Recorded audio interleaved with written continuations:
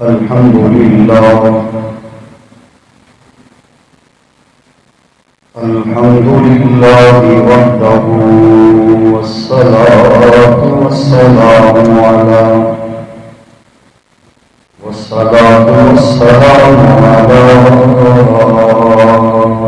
من لا نبي بعده. أما بعد فأعوذ بالله من الشيطان الرجيم. بسم الله الرحمن الرحيم. إنا أرسلنا الأمانة على السماوات والأرض والجبال فأبين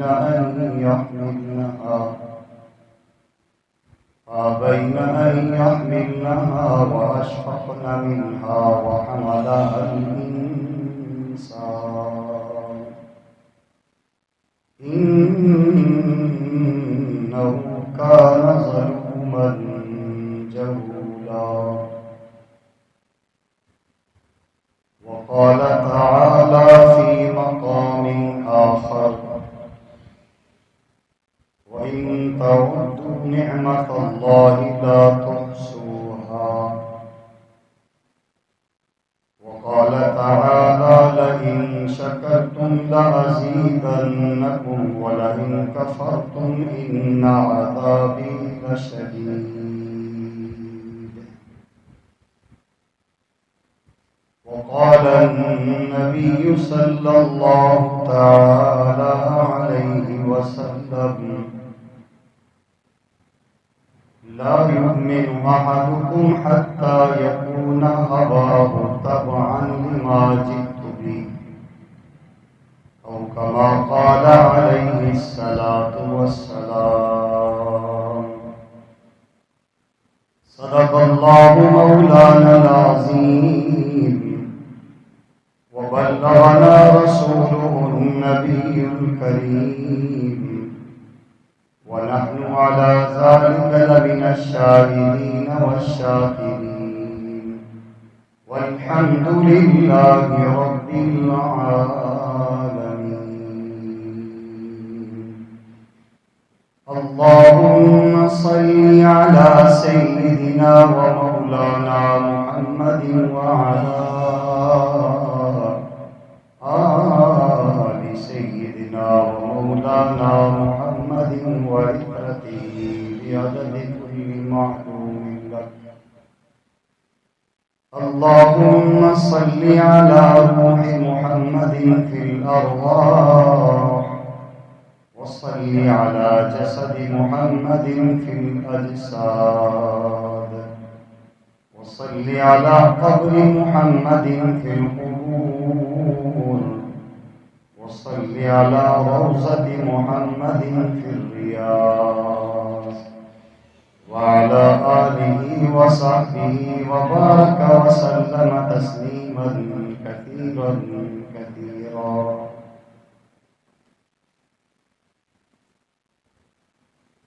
لاکھوں سلام اس آقا پر، لاکھوں جس نے توڑ دیے، دیا انسانوں کو پیغام سکون، طوفانوں کے رخ موڑ دیے۔ اس محسن اعظم نے کیا کیا نہ دیا انسانوں کو، دستور دیا، منشور دیا، کئی راہیں دی اور کئی موڑ دیے۔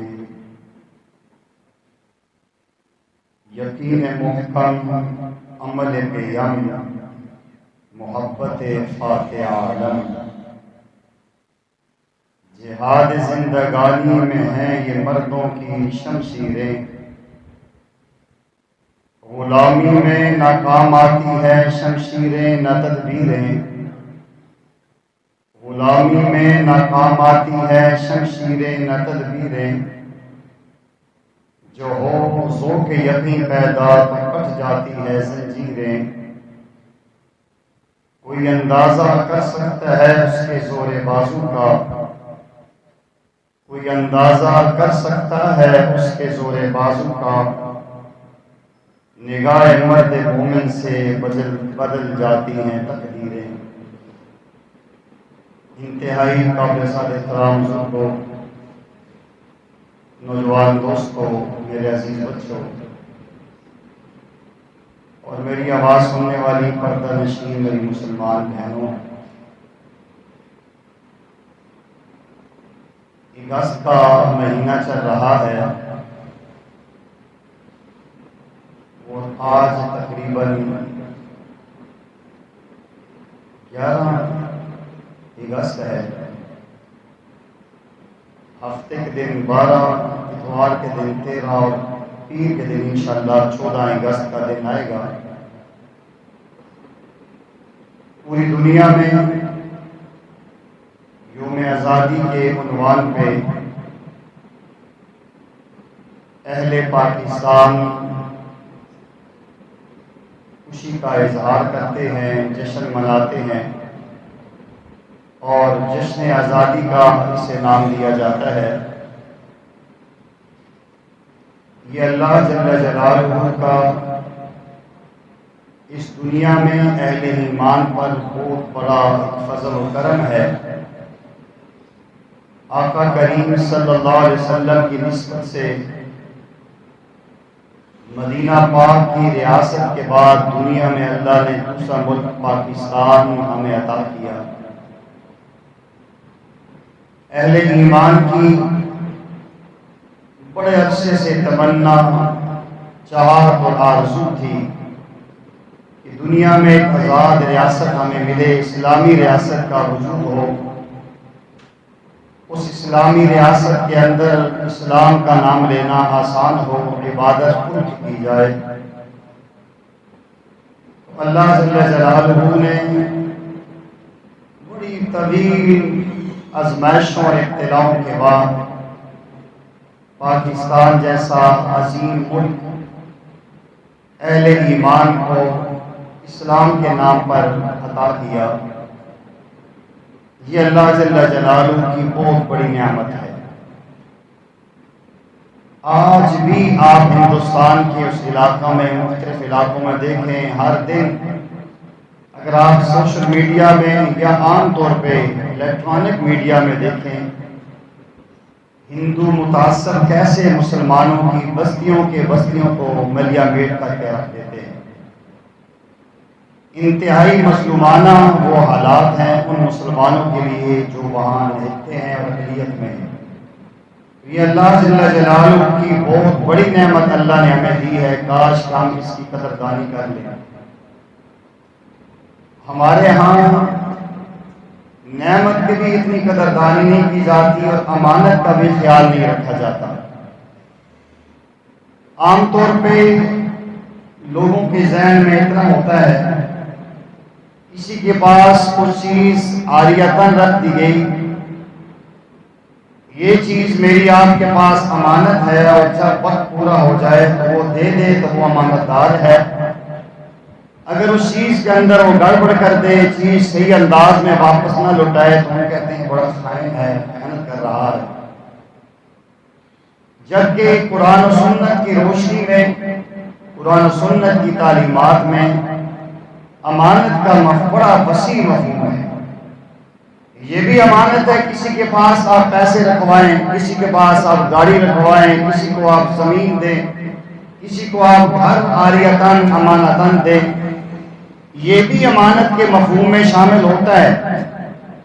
لیکن شریعت اسلامیہ میں امانت یہ ہے کہ ایک انسان پر کوئی بندہ اعتماد کرے، اس پہ ٹرسٹ کرے، اس پہ بھروسہ کرے اور وہ آدمی اسی اعتماد پر صحیح انداز میں پورا اترے، جو کام اس کے ذمہ لگایا جائے احسن انداز میں اس کام کو پورا کر دے، تو یہ امانت ہے۔ اللہ جل جلالہ کی اتنی نعمتیں ہمارے اوپر ہیں، ہم تصور نہیں کر سکتے۔ عام طور پہ ایک جملہ آپ لوگوں نے سنا ہوگا، کہتے ہیں جی بس دعا کرو اللہ کسی دا سانو محتاج نہ کرے، اللہ سانو کسی دا محتاج نہ کری، بس یہ ایک جملہ ہے، ہم نے کبھی اس پہ غور نہیں کیا. بات تو بہت پیاری ہے کہ اللہ تعالیٰ نے کسی کا محتاج نہ کرے، لیکن ہم اپنی ہسٹری پہ غور کریں، اپنی لائف پہ غور کریں. ہم تو پیدائش کے پہلے دن سے محتاج ہیں. چھوٹا سا بچہ ہوتا ہے، وہ اٹھانے میں محتاج ہے، دودھ پلانے میں محتاج ہے، اپنے جسم کو صاف کروانے میں محتاج ہے. انسان پیدا ہی محتاج ہوا ہے، پھر کہے جی اللہ سے محتاج کسی دن نہ کریے. ہم تو ہیں محتاج بھائی جان. ہماری زندگی اللہ جل جلالہ کے فضل سے ہی چل رہی ہے. یہ اللہ جل جلالہ کی بہت ساری نعمتیں ہیں جو اللہ نے ہمیں اتنی دی ہے کہ ہم گننا چاہیں تو شمار نہیں کر سکتے. میں نہیں کہہ رہا، اللہ کا کلام کہہ رہا ہے وَإِن تَعُدُّوا نِعْمَةَ اللَّهِ لَا تُحْصُوهَا. اگر آپ اللہ کی نعمتوں کو شمار کرنا چاہو تو شمار نہیں کر سکتے. آپ اندازہ لگائیے، دنیا میں انسان پیدا ہوتا ہے، اس بیچارے بچے کی نگاہ کمزور، سماعت کمزور، عقل کمزور، ہاتھ اور پاؤں میں طاقت نہیں ہے، منہ کے اندر دانت نہیں ہے. وہی اللہ جل جلالہ اس پر فضل کرتے ہیں، کرم فرماتے ہیں، اس کے منہ میں دانت آتے ہیں، اس کی نگاہ 6/6 ہوتی ہے، بڑے دور سے باتیں سن لیتا ہے، عمدہ اور بہترین باتیں دماغ میں سوچتا ہے. 20-25 سال تک، 30 سال تک تو وہ اللہ کو پہچانتا ہی نہیں ہے. اور اگر چہرے پہ تھوڑے سے بال آ جائیں تو عرف عام میں بڑا مزے کا جملہ بولتے ہیں، آ گیا مجھا تھکے جو بولو پوچھا. یہ سمجھتا ہے کہ بس میرے چہرے پہ مجھے آ گئی، اب میں کسی کا محتاج نہیں ہوں، جو میری جوانی ہے ہم چمان دیگر نیش. ایسا باہر چلا جاتا ہے اپنی اوقات سے، بھول ہی جاتا ہے کہ یہ نعمتیں اللہ جل جلالہ نے مجھے دی تھی، اور یہ دنیا میں اللہ کی نعمتیں استعمال کرتا ہے. یہ انسان کی زندگی ادھار کا مال ہے. آج کا مسلمان اس بات کو سمجھنے کو تیار نہیں. یہ میرا جسم، یہ میرا سب کچھ میرے پاس ادھار ہے، اور اللہ جل جلالہ نے یہ چیز واپس لینی ہے. 2-3 مثالوں سے میں آپ سے اس بات کو سمجھاتا ہوں. جب لوگ کسی دوسری آؤٹ آف کنٹری جاتے ہیں، دوسرے ملک میں جاتے ہیں، ایئرپورٹ کے قریب لکھا ہوتا ہے رینٹ اے کار. اگر آپ کو گاڑی کرائے پر چاہیے تو آپ کو دستیاب ہے. 2 دن کے لیے، 3 دن کے لیے، 4 دن کے لیے، ہفتے کے لوگ رینٹ پہ کاریں لیتے ہیں. یہاں بھی سیاح لوگ نران کاوانے علاقوں میں جاتے ہیں، رینٹ پہ کاریں اور گاڑیاں لے کر جاتے ہیں. اب ایک بندہ گاڑی رینٹ پہ لیتا ہے، اب ساری چیزیں اس کے حوالے ہیں، آپ نے اس کو آن کرنا ہے، اس کو چلانا ہے، اس میں فیول ڈالنا ہے، سب کچھ کر سکتے ہیں. لیکن اس گاڑی میں رد و بدل کرنے کا کرایہ دار کو حق حاصل نہیں ہے. نہ اس میں کلر بدل سکتا ہے، نہ اس کے اندر کوئی ترمیم کر سکتا ہے. اگر وہ انسان اپنی مرضی میں گاڑی لی، کرائے پہ کلر چینج کر دیا، یا اور اس کے اوپر کوئی اس نے کر لیا، مس یوز کر کے جائے گا تو اس پہ جرمانہ بھی ہوگا، اور اس کا جو اصل پیسے ہیں وہ بھی اسے لیے جائیں گے. یہ ایک ہمیں سمجھ آتی ہے کہ ادھار کی یہ بات. آج کل تو یہاں تک ہو گیا ہے کہ اگر آپ کا اتفاق ہوا اور رینٹ والوں کے ساتھ، تو ایسے ظالم بھی اچھے لوگ بھی ہیں، لیکن بعض ایسے ہیں کہ گاڑی خراب دے دیتے ہیں اور واپس آ کے چیک کرتے ہیں کہ آپ نے تو کلچ خراب کر دیا، آپ نے گیئر خراب کر دیا، آپ نے فلاں کر دیا، اور وہ ایکسٹرا اس سے چارجز لیتے ہیں. اس لیے جب بھی رینٹ پہ گاڑی دی جائے، کیونکہ ہم تو مفتی ہیں، ہمیں مختلف شعبوں میں ساتھ نے بھیجا ہے، تو جانے سے پہلے اس کی جو ہے نا، اگر کوئی گاڑی رینٹ پہ لینی پڑے، بھلے اپنے کسی عزیز سے لینی پڑے، موبائل پہ اس کی ویڈیو بنا لیں ہر چیز کی، تاکہ جب واپسی میں لائیں تو آپ کے لیے پرابلم نہ ہوگی بھی کسے بھی لگے. ایسے ہی کوئی بندہ اگر کرائے پہ گھر لیتا ہے، مالک مکان کرائے پہ دے دیتا ہے، اب وہ گھر کو یوز کر سکتا ہے. اگر گھر کی دیواروں کو خراب کرے، گھروں کے دروازے پر بچے لائن مارے، نشان لگائیں، اس کے بجلی کے بورڈ خراب کر دے، ٹائلیں خراب کر دے، اور اگر مالک آ کے اچانک دورہ کرے اور گھر دیکھے، وہ نہیں کہے گا کہ مجھے 20,000 ماہانہ کرایہ مل رہا ہے، کہے گا بابا چل مکان خالی کر دے نکلوا. وہ کہے گا بھائی ایک دن دے دو، بھائی تم نے مس یوز کیا ہے، آپ نے اس کو اپنی ذاتی پراپرٹی بنا لی ہے، آپ نے اس کا خیال نہیں رکھا، آپ میرے گھر میں کرایہ پر رہنے کے قابل نہیں. بہت ساری مثالیں دنیا میں آپ دیکھ سکتے ہیں. ایسے ہی اللہ جل جلالہ نے ہمیں ایک جسم کرایہ پر دیا ہے. ہمارے دانت نہیں تھے، اللہ نے دانت دیے. ہماری سماعت کمزور تھی، اللہ نے اچھی سماعت دی ہے. نگاہیں کمزور تھی، اچھی نگاہ اللہ نے دی ہے. عمدہ اور بہترین دماغ دی ہے. اللہ جل جلالہ نے یہ ساری نعمتیں واپس لینی ہیں، لیں گے اللہ، اور ہر ایک سے لیتے ہیں. آپ نے دیکھا ہوگا کہ جوانی اور مستانی ہوتی ہے، جو ہی بڑھاپا آتا ہے وہ جو 6x6 نگاہ تھی وہ نگاہ کمزور ہو جاتی ہے، وہ سننے کی طاقت کمزور ہو جاتی ہے، سمجھنے اور سوچنے کی طاقت کمزور ہو جاتی ہے. اور وہ جو انسان لکڑ اور پتھر ہضم کر لیا کرتا تھا آج اس حالت میں ہے کہ وہ چبائی ہوئی غذا بھی نہیں کھا سکتا. یہ اللہ جل جلالہ نعمتیں واپس لیتے ہیں. اور پھر اس کے بعد اللہ جل جلالہ کی طرف سے نعمتوں کی یہ واپسی کا آخری نام ہوتا ہے وہ موت ہوتی ہے. موت کے بعد جب اللہ کے یہاں یہ انسان پہنچے گا، اللہ جل جلالہ اس کرائے کی گاڑی کو چیک کریں گے. اس کو میں نے آنکھیں دی تھی، اگر اس نے آنکھوں کو صحیح استعمال کیا ہے تو اللہ جل جلالہ جنت میں ایسی اس کو بنائی عطا کریں گے، اس کے ذریعے انبیاء کو دیکھے گا، حوروں کو دیکھے گا، اللہ جل جلالہ کے دیدار سے مشرف ہوگا. اور اگر اس نے مس یوز کی تو اللہ جل جلالہ کی طرف سے اس کو سزا کے لیے جہنم میں ڈالا جائے گا. یہ کان چیک کیے جائیں گے، اگر ان سے قرآن کی تلاوت سنی، دین اسلام کی باتیں سنی، غیبت سے اور گانے سے بچائے رکھا، تو اللہ جل جلالہ جنت کی حوروں کے نغمے سنوائیں گے. اللہ داؤد علیہ السلام سے زبور سنوائیں گے، آقا کریم علیہ السلام سے سورہ یاسین سنوائیں گے، اور خالق کائنات خود اپنی زبان سے سورہ رحمان سنائیں گے.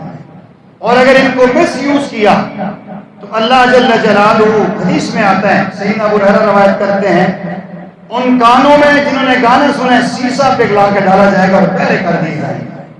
اور جن لوگوں نے اللہ اور اس کے رسول کے نافرمانی کی ہے، سورہ مطففین میں اللہ ان کے درمیان پردہ حائل کر لیں گے، لمحجوبون ہو جائیں گے. اسی انداز میں زبان بھی دیکھی جائے گی، اس نے سچ بولا ہے، اس نے قرآن کی تلاوت کی ہے، اللہ کی عظمت کے بول بولے. غرض اسی انداز میں انسان کی ایک ایک نعمت کے بارے میں اللہ نے پوچھنا ہے. انہی اللہ جل جلالہ کے نعمتوں میں سے بڑی نعمت ہمارے پاس اسلام اور ایمان کی ہے، بہت بڑی نعمت ہے. کائنات میں سب سے قیمتی نعمت ہمارے پاس ایمان ہے. ایمان کی نعمت سے عزت، عظمت اور شان اللہ نے مسلمان کو دی ہے. اس لیے تو کہنے والوں نے جملہ کہا کہ مسل ڈھا مندر ڈھا ڈھا جو کچھ ڈھہ دئی، پر کسی مومن کا دل نہ ڈامی، مومن نے دلان سے رب رہن دے. اللہ جل جلالہ نے مومن کے دل میں اپنا مسکن اور اپنا جو ہے مرکز بنایا ہے. یہ انسان کو عزت و عظمت ایمان کی وجہ سے ملتی ہے. ایمان اسلام کے بعد بہت بڑی نعمت اللہ نے ہمیں ملک پاکستان عطا کی ہے. یہ اللہ جل جلالہ کی بہت بڑی نعمت ہے. آج ہماری نوجوان نسل اپنے ماضی سے بھولی ہوئی ہے. آج جشن آزادی کا دن تو ہمیں یاد آتا ہے، لیکن جشن آزادی کے تقاضے ہمیں یاد نہیں. آج ان بزرگوں سے ملے جن کی 80-85 سال عمر ہے، ان کو یہ پوپڑے اور پاپڑے دیں ہاتھ میں بجاؤ، وہ بتائیں گے کہ آزادی کا مقصد یہ نہیں تھا جو آج ہم یہ کچھ کر لیے. وہ جملہ میں بولتا نہیں ہوں، بیٹھا ہوں میں ممبر پہ، ورنہ یہ وہی آوازیں جو شادیوں پہ لوگ آتے ہیں مختلف یونیفارم میں نکالتے ہیں، یہ ان کی آوازیں. آج آزادی اللہ جل جلالہ نے دی ہے، کاش کہ ہم آزادی کے تقاضوں کو سامنے رکھیں. مختصر وقت میں چند چیزیں میں نے نوٹ کی آپ سے میں عرض کرتا ہوں. یوم آزادی کا پہلا تقاضا اگر آپ دیکھیں، یہ بھی ایک بہت بڑا ظلم ہے کہ یہ جو ملک پاکستان حاصل ہوا تھا 14 اگست کا دن تو ہمیں یاد ہے. اسلامی دن ہم نے کیوں بلایا ہے؟ اس لیے بلایا ہے کہ اسلامی اس دن میں ہم یہ خباثت نہیں کر سکتے. جن لوگوں کو پتہ ہے پاکستان کا وہ بتائیں گے کہ جس دن یہ ملک کی ریاست ہمیں ملی تھی وہ رمضان کا مہینہ تھا اور لیلۃ القدر 27ویں رات تھی۔ ہمیں چاہیے تھا نا کہ ہم مسلمان ہیں، مدینہ کی ریاست بنائی ہے، اسلامی ریاست ہمارے سے وجود میں آئی ہے، ہمیں 27ویں شب کو یہ یوم آزادی کا اظہار کرنا چاہیے۔ وہ گناہگار سے گناہگار بندہ بھی خیر مسجد نہیں اجازت دے سکتا نا، اس لیے ایک پوری پلاننگ کے تحت 14 اگست کا دن یاد رکھا ہے کہ ہم نے بہت کچھ کرنا ہے۔ رمضان کا دن بلا دیا ہے کہ کیونکہ ہر بندہ جس کے اندر تھوڑا سا بھی ایمان ہوئے گا وہ کہے گا بھائی رمضان کے مہینے کو یاد رکھو یہ کیا کر رہے ہیں۔ تو یوم آزادی کا پہلا تقاضا یہ ہے کہ اپنے بڑوں کی قربانی کو یاد رکھا جائے۔ آج ملک پاکستان کے طول و عرض میں ایسے خاندان ملیں گے جن کے سامنے ان کے باپ اور ماں کو ذبح کیا گیا ہے، جن کے سامنے ان کی بچیوں کی عزتیں تار تار کی گئی ہیں، اور ریل کے ڈبوں میں لاشوں کے لاشیں نظر آئیں۔ پوچھیں ان لوگوں سے، اور ہسٹری آپ پاکستان پڑھیں، آزادی پاکستان، تاریخ آزادی پاکستان پڑھیں، آپ کو اندازہ ہوگا کتنی ماؤں کے لخت جگر ان کی آنکھوں کے سامنے ختم ہوئے اس ملک پاکستان کے حصول کے لیے۔ کتنی مائیں بیوہ، نوجوان عورتیں بیوہ ہوئی، اور کتنے بچے یتیم ہوئے جن کے ماں باپ نے قربانیاں دی، خاندانوں کے خاندان بکھر گئے، اور ملک پاکستان حاصل کیا تھا کہ ہم پھونپڑے بجائیں گے، ہم خیر مستیاں کریں گے، اللہ رسول کی کھلا ہم فرمانی کریں گے۔ اس مقصد کے لیے خدا کی قسم اگر ان کے ذہن میں یہ ہوتا اور انہیں بتا دیا جاتا، وہ لوگ کہتے تم ہندوؤں کے ساری زندگی بھوٹ چاٹتے رہو، ہمیں یہ منظور ہے لیکن تمہیں آزادی لے کر نہیں دیں گے کہ تم نے آگے ہمارے ساتھ دہشت کیا کرنا ہے۔ آج مسلمانوں کے بچے سب کچھ کر رہے ہیں، اور ہماری گلیوں میں، ہمارے بازاروں میں، ہماری مارکیٹوں میں یہ ساری چیزیں موجود ہیں۔ کیا یہ لاکھوں مسلمان اس لیے شہید ہوئے تھے کہ ہم یہاں چہروں پہ پرچم بنائیں گے، لڑکیاں اور لڑکے سرعام گشت کریں گے، بازاروں میں گلیوں میں گھومیں گے اور پارکوں کو سجائیں گے؟ کاش کہ ہمارے اندر احساس پیدا ہو جاتا کہ ہمارے بڑوں نے قربانی دی کس لیے تھی، یہ اس ملک کو حاصل کس لیے کیا گیا تھا، کہ اس کے اندر اپنے بڑوں کی قربانیوں کو یاد رکھنا یہ پہلا تقاضا ہے۔ دوسرا، اس ملک کے حاصل کرنے، اس کو مضبوط کرنے کے لیے ہم سب کو عصبیت سے، لسانیت سے، صوبائیت سے پاک ہونا پڑے گا۔ جب جس ملک میں زبان کی بنیاد پہ تعصب ہو، صوبائی بنیاد پہ تعصب ہو، اس ملک میں ترقی اور خوشحالی کبھی نہیں آیا کرتی۔ آپ قائد اعظم محمد علی جناح کے وہ خطبہ سنیں جنہوں نے کیا کہا کہ اپنے ملک حاصل کیا، اس کا مقاصد کیا ہے؟ اگر آپ کے سامنے ہوں گے، اس نے کہا جی بالکل، ہندو اپنے مرکز میں، سکھ اپنے مرکز میں، مسلمان اپنی مساجد میں عبادت کریں، اپنے ایمان کا تحفظ و دفاع کریں، دوسرے کے ایمان میں مداخلت نہ کریں۔ مسلمان اور ہندو الگ قوم ہیں، یہ دو نظریاتی ایک ایجنڈا تھا جس بنیاد پر ملک حاصل کیا گیا ہے۔ آج ہم مسلمان ہیں لیکن شادیوں میں ہندو نہ بنے، ہمیں سکون نہیں آتا، مہندی نہ کریں، گانا نہ باندھیں، سیرا نہ باندھیں، اس وقت تک ہماری یہ رسومات نہ ہو تو ہماری شادی نہیں ہوتی۔ کہتے ہیں ناک کٹ ویسی، ہم ناک کو بچاتے ہیں اور ایمان کو پار کر دیتے ہیں۔ عصبیت سے پاک ہونا اس ملک کے استحکام کی بنیادی شرط ہے۔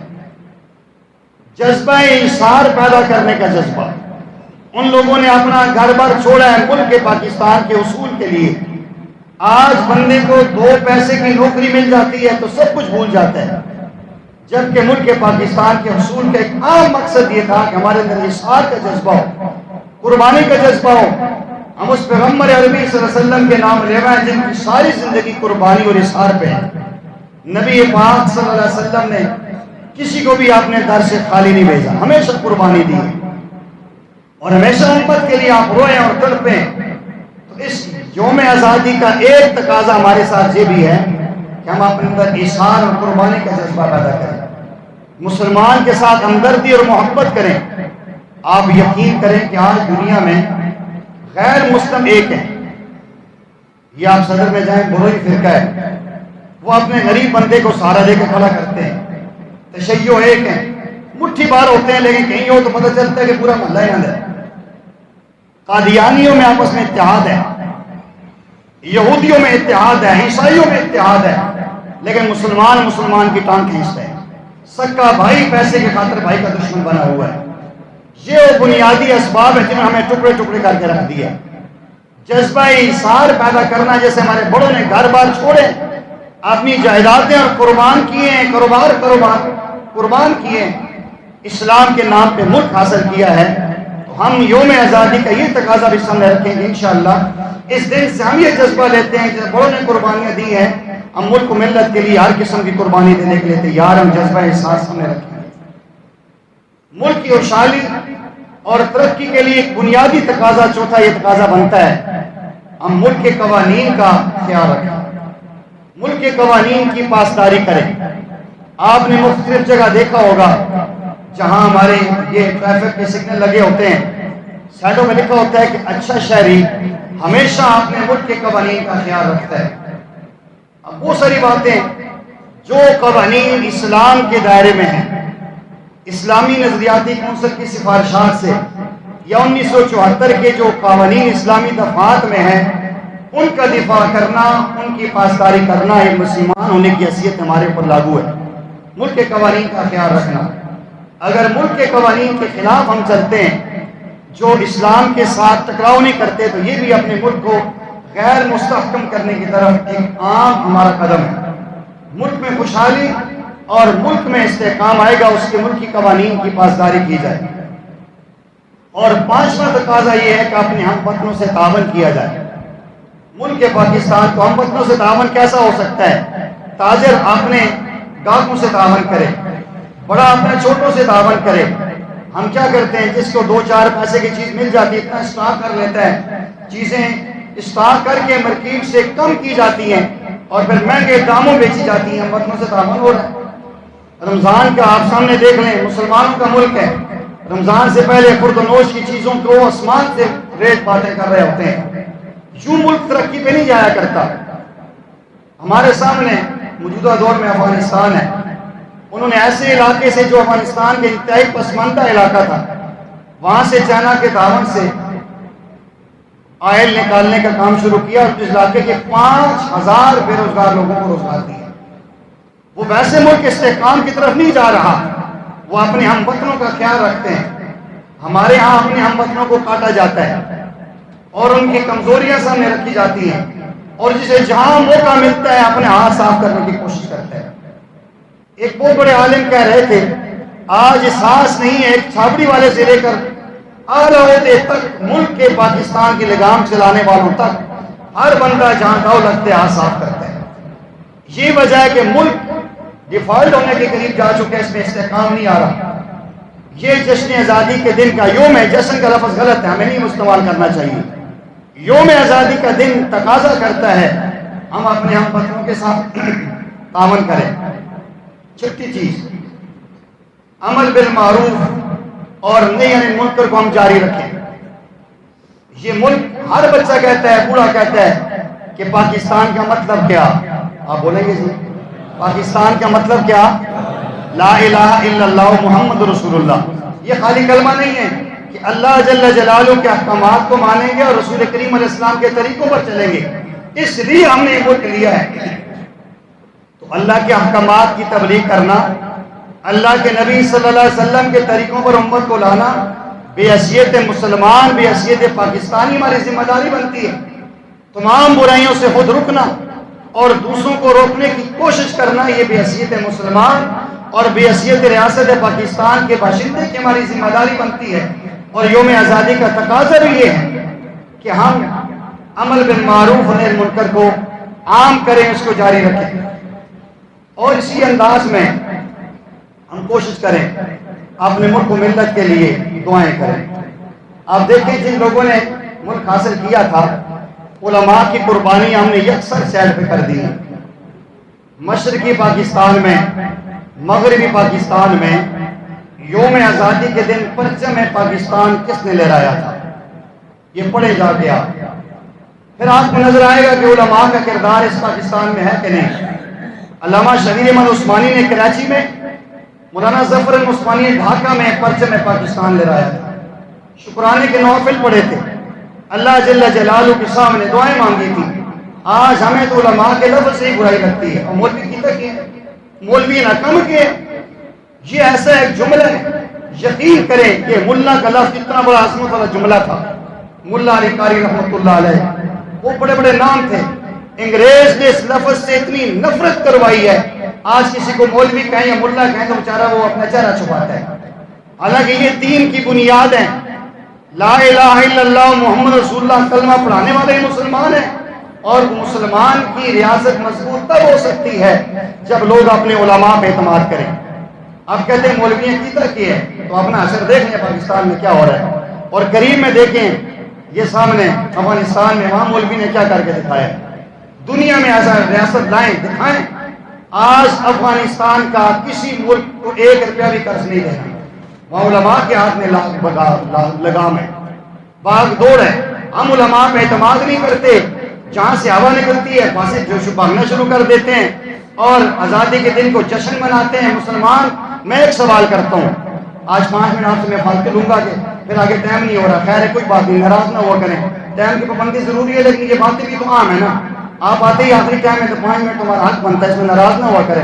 پھر بھی میں آپ سے پوچھ لیتا ہوں، نبی پاک صلی اللہ علیہ وسلم کی 63 سالہ زندگی میں، صحابہ کرام کے 30 سالہ دور میں، اس کے بعد تابعین، تبع تابعین، اتباع تابعین، پوری ہسٹری آف اسلام میں ایک دن بتائیں جس میں جشن کا لفظ بولا ہو۔